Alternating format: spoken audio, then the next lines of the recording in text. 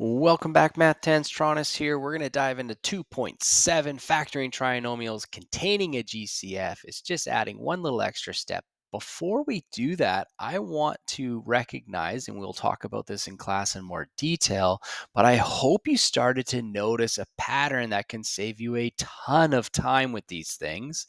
And it works whenever our coefficient on the x squared term, so remember we have ax squared plus bx plus c, if this a value equals 1. So if a equals 1, there's a really easy pattern to make your life much faster with this.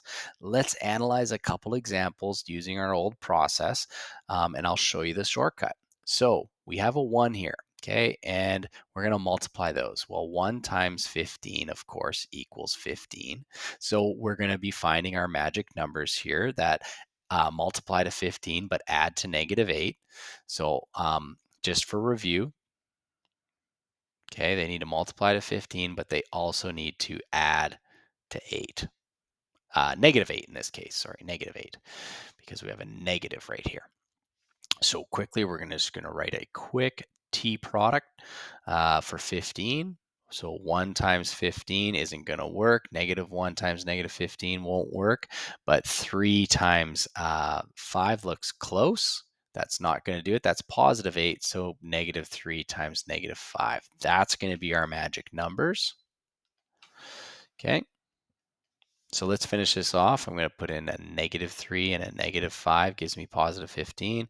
-3 plus -5 gives me -8. So let's decompose this into -3x minus 5x and bring down our two other missing terms from above. And let's factor the first two terms, which is going to factor out an x. So I'm going to be left with x minus 3. And we're going to factor out a -5. Remember to factor the negative out because it's leading. And then we're going to have x minus 3 again. Now let's factor our brackets back in front here. So we're going to pull that out, and our leftovers is the x minus the 5.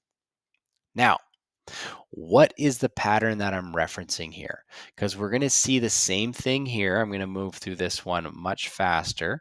And the idea here, again, I'm going to finish this one off, and then I want us to look for the pattern together. So this is, again, 1 times -32. Okay, so I have a leading coefficient of 1, which is going to give me -32. Our magic numbers, I'm not going to go through that process again for time's sake, but I'm going to discover that it is -4 and +8. So we get -4d and +8d. We're going to subtract the 32. We're going to have d squared in front. We're going to factor this out again. Take out the d. I'm going to be left with d minus 4. And take out a +4, I'm going to be, +8 is my GCF here, and I'm going to be left with d minus 4. Let's factor the d minus 4 in front, factor out the brackets, and then leftovers is d plus 8. Okay, what are we noticing? What is the pattern? Well, look at our final results here. This is crucial. This -3 and this -5, this -4 and this +8. Where did we see them at the very beginning of both these questions? Well, they're the exact same thing as our magic numbers. Okay? That's where they came from. Same thing here. These two here are the exact same things that would multiply. I didn't write it this time, but -4 times +8 is going to give me -32, and -4 plus 8 is going to give me +4, which was my middle term, my b value. So if our leading coefficient is 1, okay, the a value, you can simply find magic numbers and you can go straight from magic numbers to factored form. That's the greatest shortcut, is that you can go right from here to here without doing the decomp, without factoring by grouping partial where we group two pairs, right? And then getting our final answer, we can go right to there because we know it's always going to be the variable, whether it's X or D or whatever the letter might be, and then our magic numbers. Okay, so subtract 4, add 8. Every time this will work. The only times it doesn't is if it has a coefficient anything but 1. So 2, for example, we cannot use this shortcut. Okay, we're going to see that more and more. Utilize it. It'll save you so much time. All you got to do is find the magic numbers and you can write your answer. Okay, so here's the newest thing in this lesson, though, after noticing that pattern that we've probably already talked about in class, but is always check for a GCF. Okay, this was mentioned in the previous lesson as step 1.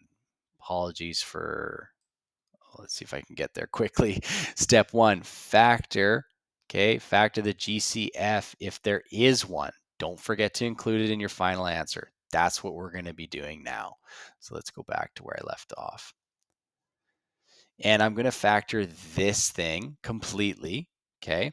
But I'm going to show you two ways. I'm going to factor it out by factoring out the GCF first. So GCF, remember, I look across all three terms and I say, is there anything I can factor before using the decomposition method?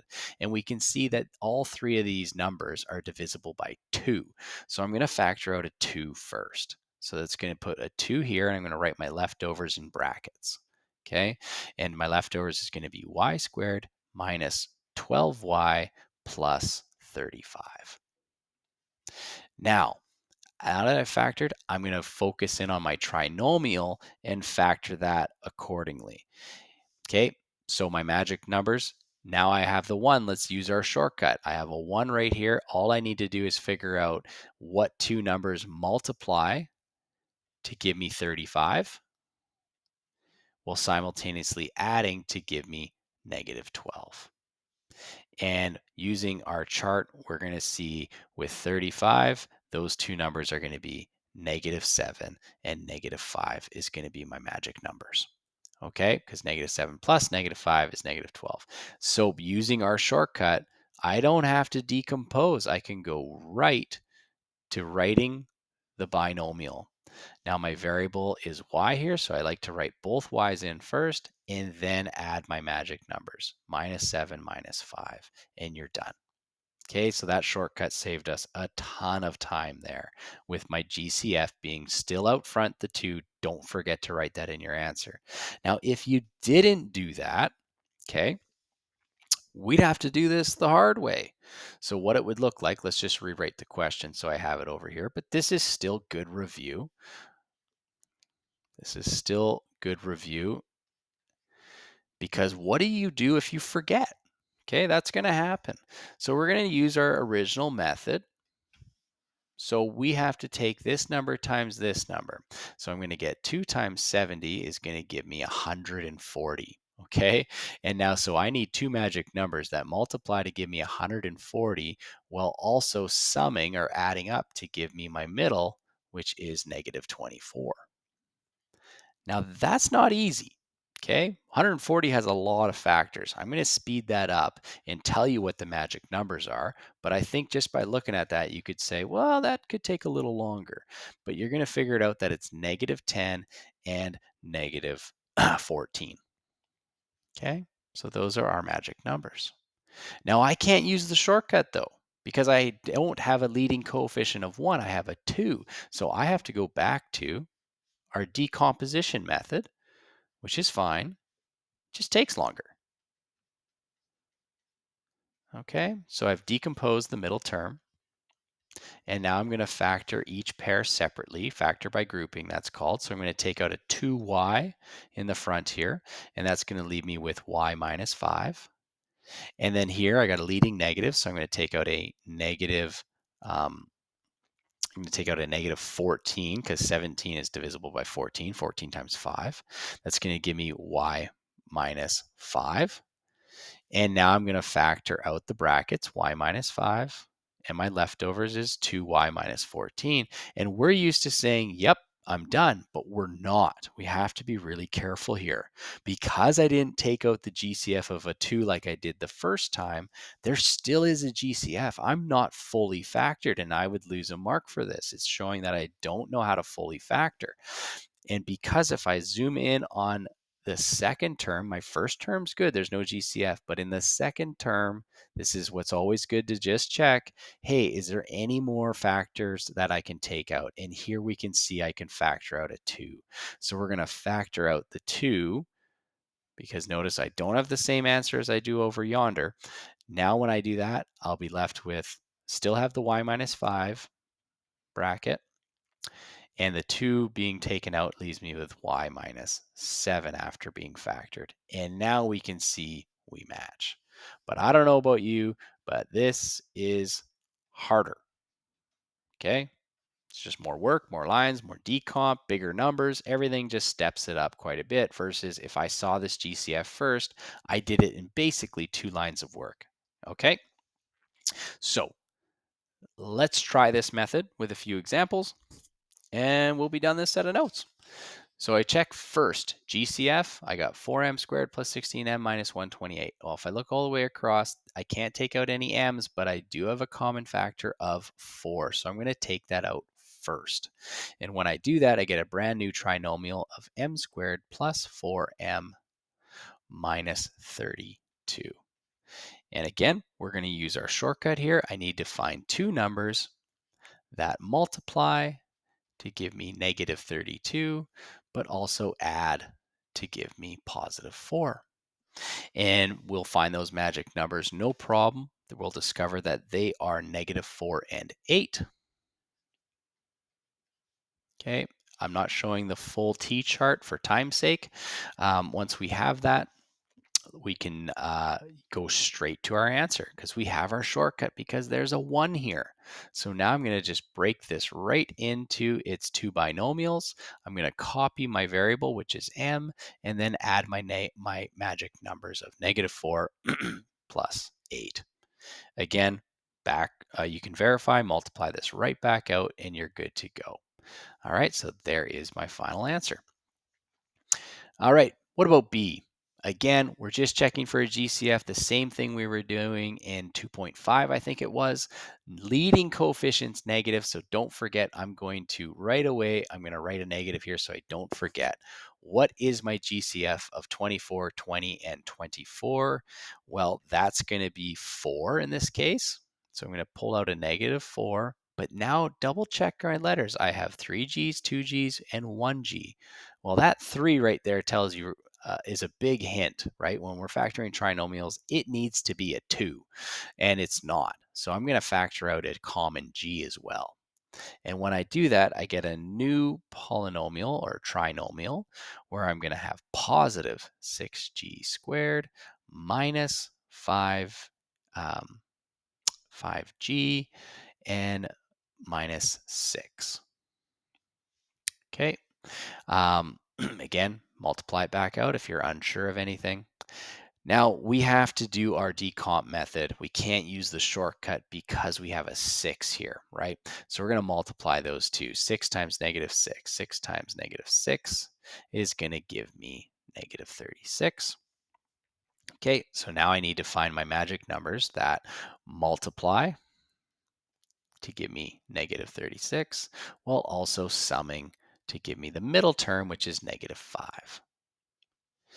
Okay, so let's start with a little chart here. I have negative 36, and let's try a few numbers.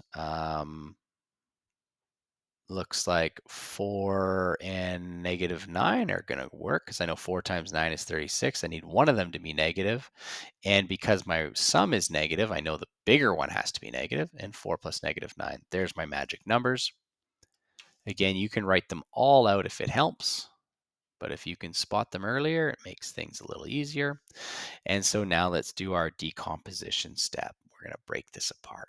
Now, please, please, please don't forget, you still have a negative 4G out in front here. Then copy your term, do your decomp. So I'm going to have plus 4G minus 9G minus 6. And now I'm going to factor by grouping inside of my brackets. So always copying my original -4g that I factored out. And when I factor by grouping, what's going to happen here is I will get brackets and brackets. So follow along. I'm going to change colors here. I'm going to leave myself lots of room and show you what's going on. Oh, where's my colors? Come on. Okay. Maybe I'm not going to change colors. Oh, there we go. Okay. All right. I'm going to take out a 2G here as my GCF. I take out a 2G. I'm going to be left with the 3G plus 2. And then here I have a leading negative, so I'm going to take out a -3, which is going to give me a 3G plus 2 again. Okay, and now inside I'm going to factor that. So let's go back to blue, copy my original factor of -4g, and now in this final step, I'm going to write it as two binomials. The 3g plus 2 gets factored, and I'm left over with 2g minus 3. Now I didn't write it because I don't need it anymore. Yes, there was the way I had it, technically some brackets here, but because this is all multiplication, those brackets aren't doing anything. So there is my final answer. You don't need those additional brackets. We have -4g times a binomial times a binomial. And that concludes that lesson. We'll see you next time for 2.8.